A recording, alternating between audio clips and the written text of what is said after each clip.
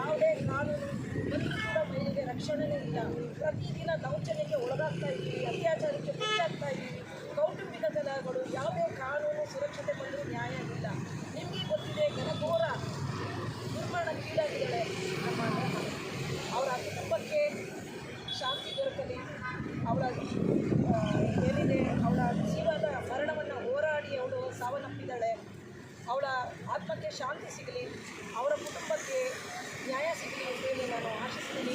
ಇದು CBI ತನಿಖೆಗೆ ವಹಿಸಲೇಬೇಕು. ಈ ಹೆಣ್ಮಕ್ಳಿಗೆ ನ್ಯಾಯ ಸಿಗಲೇಬೇಕು ಅವ್ರ ಕುಟುಂಬಕ್ಕೆ ಅಂತೇಳಿ ನಾನು ಈ ದಿನ ಏನಿದೆ ಮೈಸೂರಿನಲ್ಲಿ ಜಿಲ್ಲಾ ಪಂಚಾಯತ್ ಏನಿದೆ ನಮ್ಮ ಸ್ನೇಹಿತರ ಜೊತೆಗೆ ಮಹಿಳಾ ಹೋರಾಟಗಾರರ ಜೊತೆಗೂಡಿ ಸಂತಾಪನ ಸೂಚನೆಗೆ ಭಾಗಿಯಾಗಿದ್ದೇವೆ.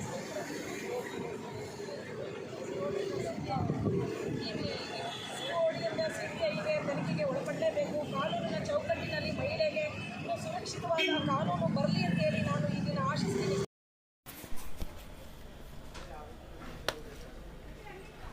ಹುಬ್ಬಳ್ಳಿಯಲ್ಲಿ ನೇಹಾ ಹಿರೇಮಠ್ ಹತ್ಯೆಯನ್ನು ಖಂಡಿಸಿ ಮೈಸೂರಿನ ಜಿಲ್ಲಾ ಪಂಚಾಯತ್ ಕಚೇರಿ ಮುಂಭಾಗದಲ್ಲಿ ದಿನಾಂಕ 23/4/2024 ಮಂಗಳವಾರ ಸಂಜೆ ಮೇಣದ ಬತ್ತಿ ಹಿಡಿದು ಮೌನ ಪ್ರತಿಭಟನೆ ನೇಹಳಿಗೆ ಸಂತಾಪ ಸೂಚಿಸಲಾಯಿತು.